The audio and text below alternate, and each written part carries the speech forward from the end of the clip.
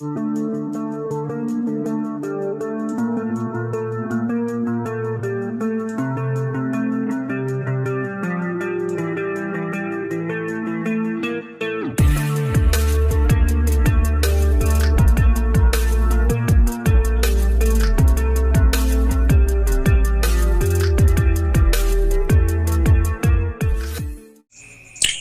उसके बाद जो है हमारे बीच में आदरणीय मुकेश कोठारी साहब इस आरसीएम बिजनेस के पहले करोड़पति बने,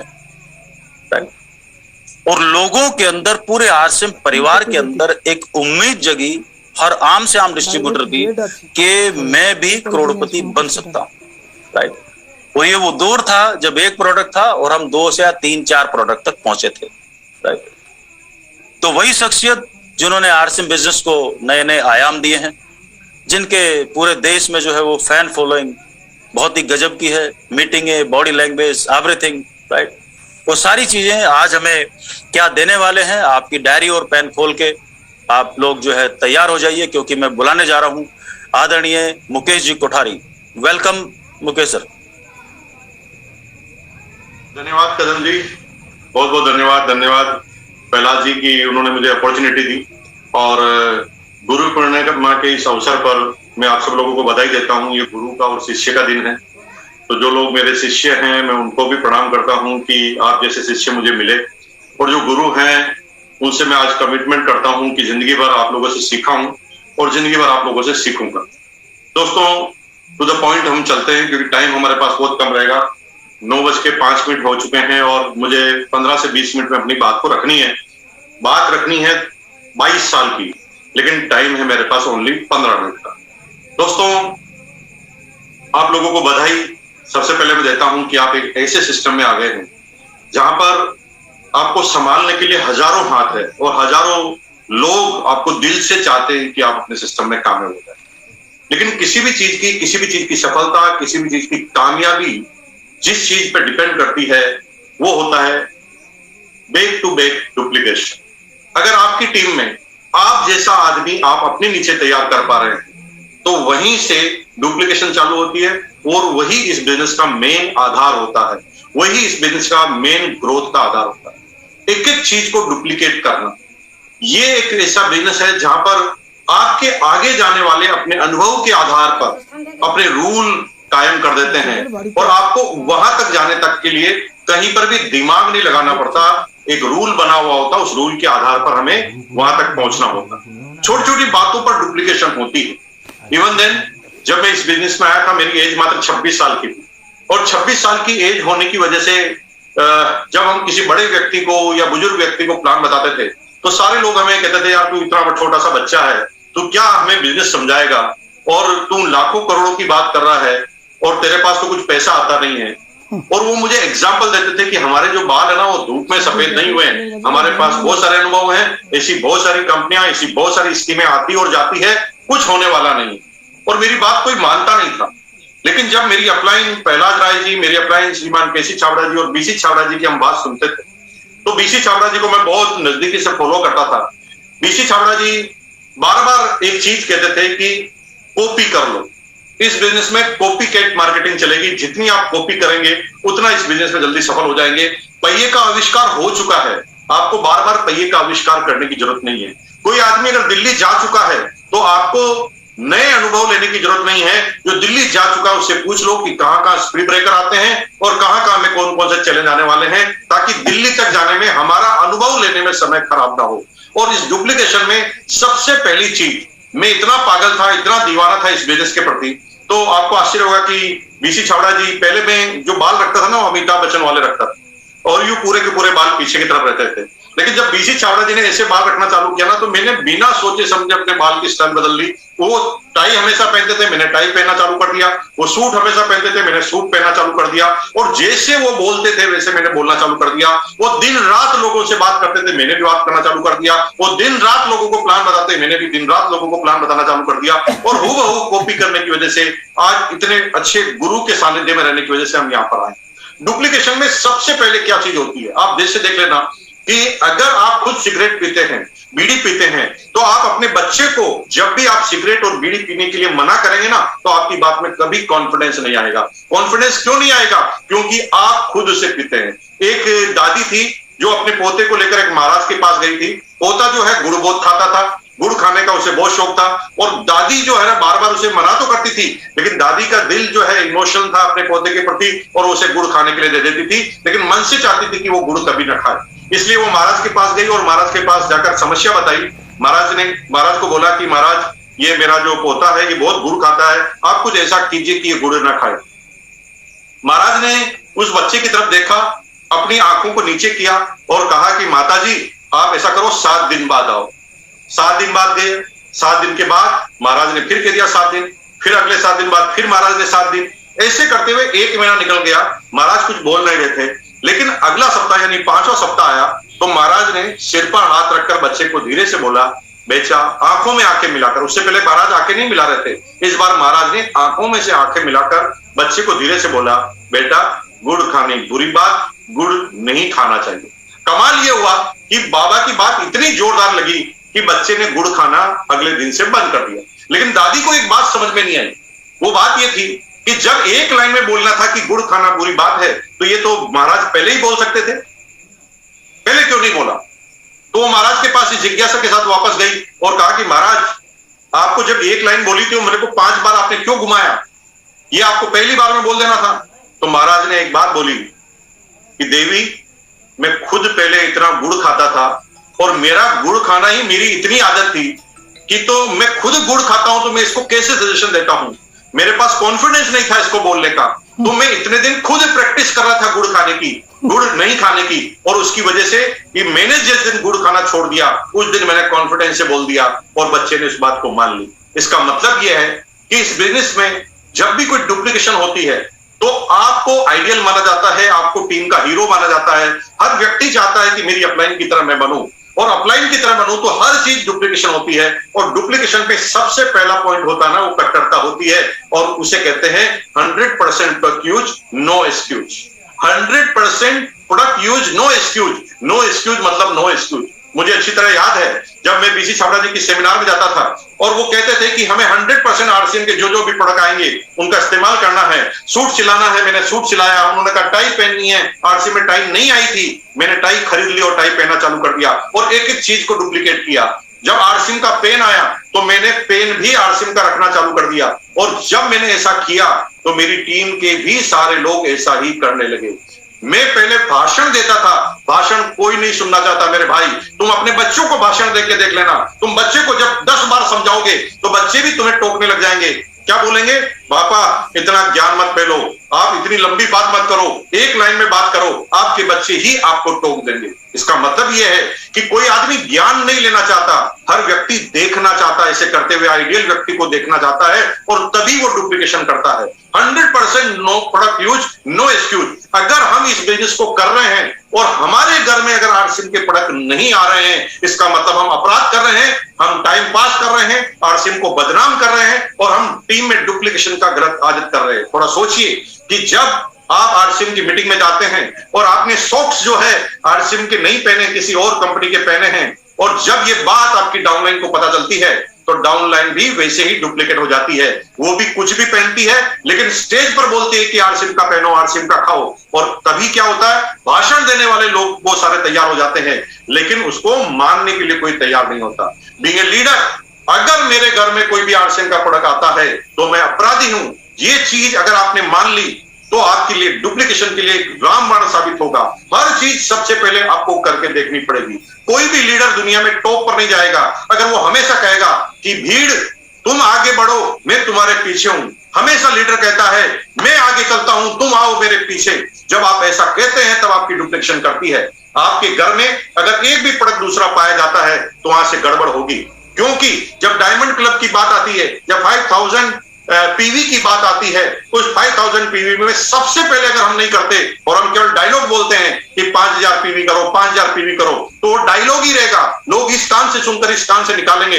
अगर आप करते हैं, सबसे पहले आपको करना है, अपने ग्रुप में सबसे पहले डालना है और आपको उस प्रोडक्ट को सेल करके बताना है। इसका मतलब ये हुआ कि 100% प्रोडक्ट यूज नो एक्सक्यूज। आज अगर इस बिजनेस को करना है तो सबसे पहले कसम खानी पड़ेगी, वो कट्टरपंथा दिखानी पड़ेगी कि मेरे घर में कोई दूसरा प्रोडक्ट आएगा ही नहीं और आ ही नहीं सकता।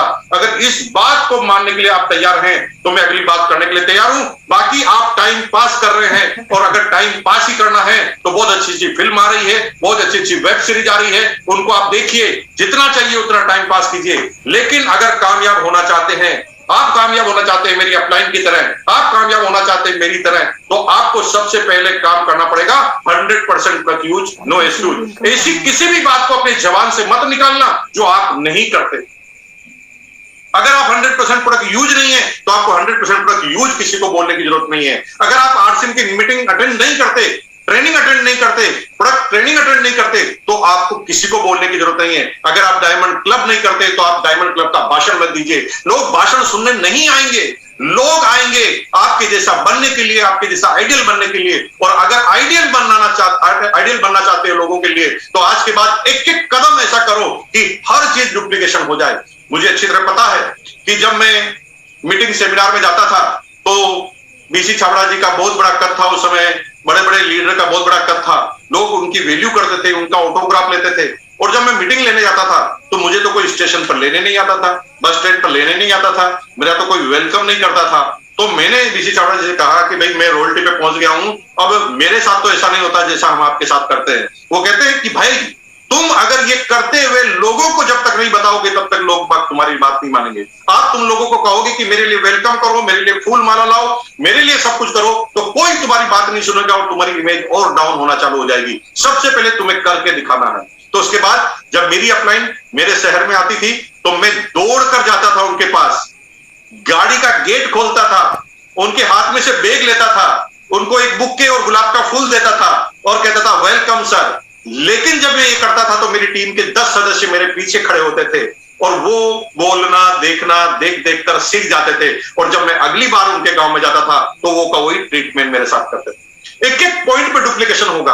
अब आप अपनी टीम के साथ बैठे हैं, ट्रेन में यात्रा कर रहे हैं, एक तरीका है आपस में गप्पे मारिए, बात कीजिए, डिस्कशन कीजिए, और एक तरीका है कि ऐसा पॉइंट फेंकिए कि सामने वाले आदमी, हर व्यक्ति उसको डुप्लीकेट करने के लिए तैयार हो जाए। जब आप ट्रेन में बैठे हैं तो ट्रेन में उनसे बात करने की बजाय आप किसी एक नए आदमी से परिचित हो जाइए, परिचय लीजिए, नए आदमी से बातचीत की शुरुआत कीजिए, बात को आरसीएम में ले जाइए और आरसीएम का प्लान दिखाइए। जब आप अपनी टीम के 5-7 बंदों के सामने ये काम करते हैं ना, तो आपके बंदे ऑटोमेटिक अगली बार जब ट्रेन में जाएंगे तो आपस में बात नहीं करेंगे, वो बात करना चालू कर देंगे टीम के लोगों के साथ। इसका मतलब यह है कि डुप्लीकेशन टिकी हुई है खुद के ऊपर, और खोज अगर आप करेंगे तो 100% काम होगा। तो पहला काम 100% प्रोडक्ट यूज, नो एक्सक्यूज। अगर आप 100% प्रोडक्ट यूज करने के लिए तैयार हैं तो मैं दूसरे पॉइंट की बात करूंगा। अगर आप करने के लिए तैयार नहीं है तो मैं हाथ जोड़ के निवेदन करता हूं कि आप टाइम खराब मत कीजिए, आप क्विट कर जाइए, इस बिजनेस को क्विट कर जाइए, इस जूम की मीटिंग को क्विट कर जाइए, क्योंकि आगे की कोई बात आपको समझ में नहीं आएगी। तो जो जो करना चाहते हैं एक बार अपना हैंड रेज कीजिए। मैं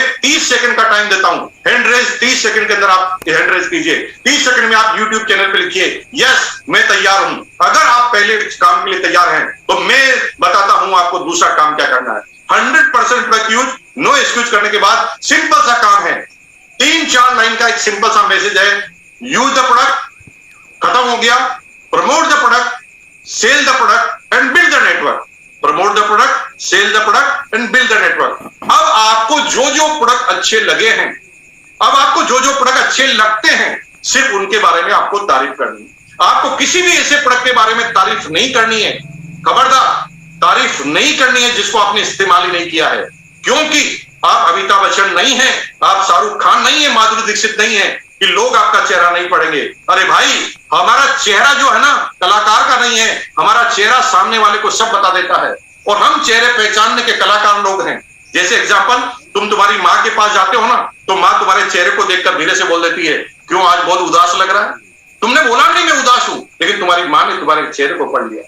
तुम्हारे दोस्त के तुम जब पास जाते हो और तुम बहुत खुश होते हो तो तुम्हारे दोस्त पहचान जाते हैं और तुम्हारे दोस्त तुम्हारे से कहते हैं अरे भाई क्या बात है, तुम बहुत आज खुश नजर आ रहे हो। इसका मतलब यह है हमारे बोलने से पहले हमारा चेहरा बोलता है, और जिस दिन हमारा चेहरा बोलना चालू होता है तो सामने वाला उस बात को समझ जाता है। एक होता है सेल्समैन बनना और एक होता है सच्चा सेल्समैन बनना। सेल्समैन वो होता है जिसको प्रोडक्ट बेचने पर ही ध्यान होता है, कैसे भी करके प्रोडक्ट बेचना है, गंजे को कंगी जाकर बेचनी है। लेकिन सही सेल्समैन होता है ना, वो जरूरतमंद की हेल्प करता है, प्रोडक्ट बेचने में सहयोग करता है, प्रोडक्ट खरीदने में सहयोग करना है, डिसीजन लेने में सहयोग करता है। उन लोगों की बात दुनिया में सुनी जाती है, उन लोगों की बात नहीं सुनी जाती जो केवल अपने स्वार्थ के लिए किसी प्रोडक्ट को सेल कर देते हैं। आप किसी के पास जाइए, दोस्ती कीजिए, रिलेशनशिप बनाइए और फिर उसकी जरूरत को समझिए और उसके बाद उस प्रोडक्ट का प्रमोट करना चालू कीजिए। जिस प्रोडक्ट को आपने यूज किया ना, सामने वाला समझेगा नहीं समझेगा। मैं फिल्म बहुत कम देखता हूं। एक बार मेरा दोस्त 3 इडियट फिल्म देख के आया, तो मेरे दोस्त को मैंने कहा फिल्म कैसी लगी, तो मेरा दोस्त मुझे ऐसे उंगली करके एक आंख बंद कर कहता है, गजब सर, मजा आ गया। अरे भाई, उसने स्टोरी नहीं सुनाई, यूं बोला और मुझे फिल्म समझ में आ गई, क्योंकि यूं करने के प्रति उसका कॉन्फिडेंस था। और कॉन्फिडेंस तब आता है जब हम खुद देख चुके होते हैं, जब हम खुद इस्तेमाल कर चुके होते हैं। अगर आपने वो यूज किया, अगर आपने इस्तेमाल किया, तो आपके धड़ल्ले से प्रोडक्ट बिकना चालू हो जाएंगे। मैं आसनसोल की उस लेडीज का नाम मुझे पता नहीं है, लेकिन आज के 3 साल पहले मैं आसनसोल की सेमिनार अटेंड करने गया था। एक लेडीज आई, उस लेडीज ने कहा कि मैंने 2 महीने में 100 न्यूट्रीचार्ज किट्स के डब्बे बेच दिए। मेरे को आश्चर्य हुआ। मैंने उनसे उनकी एजुकेशन पूछी तो 8वीं 10वीं पास थी। मुझे समझ में नहीं आया कि इसने 100 क्या करके बेच दिए। जब मैंने ध्यान लगाया, उससे पूछा कैसे बेचे, तो उसने कहा कि मेरा बच्चा बचपन से ही अस्थमा का शिकार था, अस्थमा उसको रहता था, बार बार उसे हॉस्पिटल में भर्ती कराना पड़ता था, थोड़ी सी सर्दी गर्मी को वो सहन नहीं कर पाता था। मैं कई डॉक्टरों को बता दिया, कोई इसका इलाज नहीं था। लेकिन एक आरसीएम का डिस्ट्रीब्यूटर आया और उसने मुझे बताई।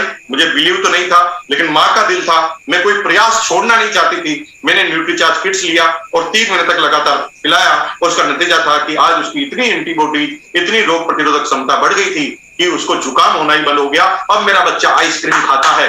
जब इस प्रोडक्ट का मुझे पता चला, जब मैंने इस प्रोडक्ट को यूज करके देखा, उस दिन से मैंने बोलना चालू करा कि अगर आपका बच्चे को ठीक करना है तो इस प्रोडक्ट को लो। अब उस लेडीज को न्यूट्रिशन के फैक्ट पता नहीं थे, उस प्रोडक्ट में क्या था पता नहीं था, लेकिन उसे कॉन्फिडेंस था उस प्रोडक्ट को सेल करने में, और वो लेडीज ने उन प्रोडक्टों को सेल कर दिया। इसका मतलब यह है कि जब हम प्रोडक्ट को यूज करते हैं, यूज करने के बाद जो प्रोडक्ट हमें अच्छे लगेंगे उन्हीं को हम प्रमोट करेंगे, और जिनको हम प्रमोट करेंगे तो वो सेल में अपने आप बदल जाएगा। इसका मतलब यह हुआ, use the product, promote the product and sell the product. अब ये 3 काम करने वाले लोगों को नेटवर्क में लाना। जब भी कोई आदमी कॉमर्शियल बात करे, कॉमर्शियल काम करे, आपको कितना मिलता है, आपको कितना फायदा है, आपके कितने परसेंटेज है, जो ही कोई आदमी थोड़ा सा भी इंटरेस्ट आपके पैसों में बताना चालू करता है, आप उसे प्रोडक्ट देने के साथ साथ इस बिजनेस में ज्वाइन कर लीजिए। लेकिन कुछ आदमी प्रोडक्ट लेने के लिए ही आते हैं, उनको इस बिजनेस से कोई लेना देना नहीं। तो जबरदस्ती ज्वाइन कराने का कोई फायदा नहीं है। संख्या बढ़ाकर आप करेंगे क्या? हर व्यक्ति जो आपके नेटवर्क में आया है वो प्रोडक्ट यूज करेगा, प्रोडक्ट को प्रमोट करेगा, प्रोडक्ट को सेल करेगा, और ये 3 काम करने वाले लोगों को अपनी टीम में लाएगा। और जिस दिन 100 आदमी हो गए, 250 रुपए पीवी का प्रोडक्ट अगर आप रोज का सेल करें तो 7,500 पीवी होते हैं, और 2,500 पीवी का प्रोडक्ट आप लेते हैं तो 10,000 पीवी आपके बनते हैं। 10,000 की डुप्लीकेशन अगर आपके करते हैं तो 100 आदमी आपकी टीम में, सिर्फ 100 आदमी आपकी टीम में ये काम करने वाले होते हैं। आप इस बिजनेस के टेक्निकल अचीवर होते हैं, 40,000 रुपए पर मंथ की इनकम होती है। इसका मतलब है कि ये काम आप करेंगे तो आपके बिजनेस की ग्रोथ को कोई रोक नहीं सकता। आपका बिजनेस लगातार ग्रोथ होता जाएगा, डुप्लीकेशन से बढ़ता जाएगा। आपकी टीम की मीटिंग करना है, 100% यूजर को सम्मान देना है, और जब जब भी आप 100% यूजर को आप सम्मान देंगे तो आपका बहुत बड़ा काम इस क्षेत्र के अंदर होने वाला है। इस बिजनेस में कोई भी आदमी इसलिए कामयाब नहीं हो सकता कि वो बहुत बड़ा दिमागदार है, उसके पास बहुत सारा पैसा है इसलिए वो कामयाब हो जाएगा। ये गलतफहमी है। दिमाग से इस बिजनेस में कामयाबी नहीं मिलती। इस बिजनेस में दिमाग लगाने से आपको अच्छी नौकरी मिल सकती है, दिमाग लगाने से आप ट्रेडिशनल को बिजनेस को कर सकते हैं। इस बिजनेस में सबसे ज्यादा जरूरी होती है किसी काम को करने के प्रति आपका उद्देश्य, और उस काम को करने के प्रति आपका उत्साह, एक्साइटमेंट कितना है। ये बात डिपेंड करती है कि हम इस बिजनेस में कामयाब होंगे नहीं होंगे। अब एक्साइटमेंट कैसे आता? एक्साइटमेंट तब आता है जब हम 5 इंद्रियों को एक साथ काम में लेते हैं। हमारे 5 इंद्रियां हैं, कान है, नाक है, जबान है, त्वचा है और आंख है। जब भी किसी चीज को हम इन 5 इंद्रियों से एक साथ छुएंगे, वो जिंदगी भर के लिए हमारा एक्साइटमेंट बन जाएगी। आपको अगर मैं बोलूं कि आप में से सारे के सारे आदमी, लगभग 14,000 15,000 आदमी यूट्यूब पर देख रहे हैं, 1,000 आदमी आपको यहाँ देख रहे हैं। मैं अगर आपसे पूछूं आज की ही तारीख को पिछले साल इसी टाइम पर आप क्या कर रहे थे, आप में से एक भी आदमी ये नहीं बता पाएगा कि आप क्या कर रहे थे। लेकिन मजे की बात है, 26/11 के अटैक के दिन जो आदमी उस अटैक में शामिल था ना, जिस अटैक को उसने 5 इंद्रियों से महसूस किया, वो अटैक वो आज दिन तक नहीं भूल पाया है। वो अपनी बर्थ डेट भूल सकता है, वो अपनी एनिवर्सरी की डेट भूल सकता है, लेकिन वो 26/11 की डेट नहीं भूल सकता। उस समय उसने इस सारी चीजों को 5 सेंसर से इस्तेमाल किया, 5 सेंसर से इन किया कि वो 26/11 की डेट को कभी नहीं भूल सकता। जब 5 इंद्रियों से आप काम करेंगे तो आपका काम होगा। पहला काम, आरसीएम के वंडर वर्ल्ड को, आरसीएम वर्ल्ड को विजिट करो। सबसे पहले जब इन 5 इंद्रियों को आप सेंस करेंगे, जब कंपनी को आंखों से देखोगे, प्लांट को चलते हुए देखोगे, डिस्पेच को जाते हुए देखोगे, जब सुनोगे टीसी छाबड़ा जी के मॉर्निंग के सेशन को, जब 5 इंद्रियों से करोगे ना, तो फिर तुम्हें कोई कॉन्फिडेंस से रोक नहीं पाएगा। तुम्हारा कॉन्फिडेंस डेवलप हो चुका होगा, बिल्ड हो चुका होगा। फिर तुम्हें कोई कहेगा ये क्या आरसीएम कंपनी, बहुत सारी ऐसी कंपनी आती है, तो बोलेंगे आरसीएम जैसी कोई कंपनी नहीं है, मैं देख के आया। इसका मतलब यह है कि आप जब किसी चीज को देख लेते हैं तो आप 100% कन्विंस हो जाते हैं। एक आदमी ने दूसरे आदमी के थप्पड़ मार दी और आपने अपनी आंखों से देख लिया। अब पूरा जमाना आकर आपको कन्विंस करे कि इसने थप्पड़ नहीं मारी, आप मानेंगे क्या? आप नहीं मानेंगे। आपने अपनी आंखों से देखा तो आप किसी की सुनेंगे नहीं। तो आरसीएम वर्ल्ड को विजिट करना है, आरसीएम के एकेडमी में आना है, अपनी टीम को रेगुलर लाना है। टीसी छाबड़ा जी की जो कार्यशाला होती है, जो क्लास होती है, उसको रेगुलर अटेंड करना है। अगर आप ये करेंगे तो धीरे धीरे आपका बहुत बड़ा काम इस क्षेत्र में होना चालू हो जाएगा। और दूसरा काम क्या करना है? अपनी इंद्रियों से कामयाबी को देखना। और कामयाबी को अगर आपको देखना है तो 14 तारीख नवंबर की भूल मत जाना। कितनी तारीख है? 14 नहीं है, 13 तारीख है। कितनी तारीख है? 15 नहीं है, 13 है। 13 नवंबर 13 नवंबर को पूरे इंडिया में आरसीएम बिजनेस में जो एनिवर्सरी होने वाली है उसका महत्व समझ जाइए। ये वो समागम है जो पूरे साल में एक बार होता है, और एक बार अगर आप चूक गए तो 1 साल का आपको इंतजार करना पड़ता है। सारी कंपनी का मैनेजमेंट यहां पर होता है, टीसी छाबड़ा जी का मार्गदर्शन यहां पर होता है, आरसीएम के सारे कोर लीडर एक जगह पर पाए जाते हैं, आरसीएम के सारे रॉयल्टी और सारे टेक्निकल अचीवर एक जगह पाए जाते हैं, आरसीएम के सारे नए अचीवमेंट पाए जाते हैं, न्यूट्रीचार्ज के सारे मैनेजमेंट पाया जाता है, गामा ओरिजिनल का मैनेजमेंट पाया जाता है, कीसोल का मैनेजमेंट पाया जाता है, गुड डॉट का मैनेजमेंट पाया जाता है, न्यूट्रीचार्ज का मैनेजमेंट पाया जाता है। सारे लोग एक जगह समागम होते हैं। जब इन चीजों को 5 इंद्रियों से आप छूते हैं ना भाई साहब, तब जाकर कहीं अंदर से एक एक्साइटमेंट पैदा होता है किसी काम को करने का। और मजे की बात है, आरसीएम बिजनेस में एक एमराल्ड एंड अबव साथी बता दीजिए, मैं इस बिजनेस में आप जो कहेंगे वो करूंगा। एक एमराल्ड एंड अबव साथी बता दीजिए जो आरसीएम की किसी एनिवर्सरी में नहीं आया हो और एमराल्ड एंड अबव साथी बन गया हो। असंभव है, हो ही नहीं सकता। इसका मतलब यह है कि एनिवर्सरी में अगर आप आ गए तो बहुत बड़ा काम आपका होने वाला है। लेकिन थोड़ा सा माइनस पॉइंट यह है कि एनिवर्सरी की जो कैपेसिटी है वो 18,000 है, 18,000 है। और मजे की बात है कि 18,000 पास से ज्यादा इश्यू नहीं कर सकते। और मजे की बात है, एक लीडर को 500 पास मिल गए हैं, यानी 500 पास हो गए। एक और लीडर को 5,000 चाहिए और मिले हैं 500। अब आपका नंबर कैसे आएगा? अगर आपका नंबर आ गया तो टेक्निकल फाइनल है, और नहीं आया तो कुछ भी फाइनल नहीं होना, 1 साल का इंतजार करना है। अब अगर आना है तो क्या करेंगे? क्योंकि एक कोर लीडर को 5,000 चाहिए और एक कोर लीडर को मिलेंगे केवल 500, और 500 जो उसके पास आएंगे उससे वो लोगों को सेलेक्ट करके देगा। अब आपको वो पास मिलेगा कि नहीं मिलेगा मुझे पता नहीं, लेकिन ये पास आप कैसे लेंगे ये आपकी काबिलियत निर्भर करेगी। अगर मुझे बताओगे, मेरे से पूछोगे, मैं बताऊंगा आपको तरीका। कितने लोग पूछना चाहते हैं? एक बार हैंड रेज कीजिए। मैं तरीका बताता हूं कैसे मिलेगा पर्स। सिंपल सी बात है, मैं बता देता हूं। एक मां है, उसके 2 बच्चे एक साथ पैदा हो गए, यानी ट्विंस पैदा हो गए। अब एक बच्चा पैदा होने के बाद चुपचाप बैठा हुआ है, इधर उधर चुपचाप सोया हुआ है, इधर उधर देख रहा है, और दूसरा बच्चा तेज तेज चिल्ला रहा है, तेज तेज रो रहा है। तो आप मुझे बताइए, मां दूध पहले किसको पिलाएगी? चिल्लाने वाले को, चुप रहने वाले? चिल्लाने वाले को, ऑब्वियसली। बता दिया फॉर्मूला, आज से चिल्लाना चालू कर दो, अपनी अपलाइन का जीना हराम कर दो। एक फोन सुबह, एक फोन शाम को लगाओ और कहो कि सर मुझे पता नहीं है आप जाएंगे कि नहीं जाएंगे, मैं जाने वाला हूं और आपका यह कर्तव्य है, परम धर्म है, मुझे आपको ले जाना है। और अगर आप ऐसा करते हैं तो होता क्या है, क्योंकि हर को लीडर अपनी टीम में ऐसे एक्साइटेड और कमिटेड आदमी को ढूंढ रहा होता है, और जब आपका कमिटमेंट उसे पता चल जाता है तो उसका नाम आपको याद रह जाता है और वो आपके लिए उस टिकट को रिजर्व करेगा। 14 नवंबर नहीं, 13 नवंबर की इस एनिवर्सरी को भूल मत जाना, अभी से तैयारी कर लेना, क्योंकि जो आ गया उसकी पिन फाइनल, जो आ गया उसका कामयाबी फाइनल। लेकिन 100% प्रोडक्ट यूज को भूल मत जाना दोस्तों, 100% प्रोडक्ट यूज, नो एक्सक्यूज, क्योंकि ऐसा करेंगे तो ही टीम में डुप्लीकेशन होगी। बहुत बहुत धन्यवाद कि आपने मुझे बहुत ध्यान से सुना, मैं उसके लिए सभी लोगों का पूरा आभारी हूं। हर व्यक्ति से सीखता हूं, गुरु पूर्णिमा है तो आप सब लोग मेरे गुरु हैं, आप लोगों से सीखता हूं और हमेशा सीखता रहूंगा, ऐसे मैं वचन करता हूं, ऐसे मैं आपसे कमिटमेंट करता हूं। बहुत बहुत धन्यवाद। Over to Kadam sir, thank you.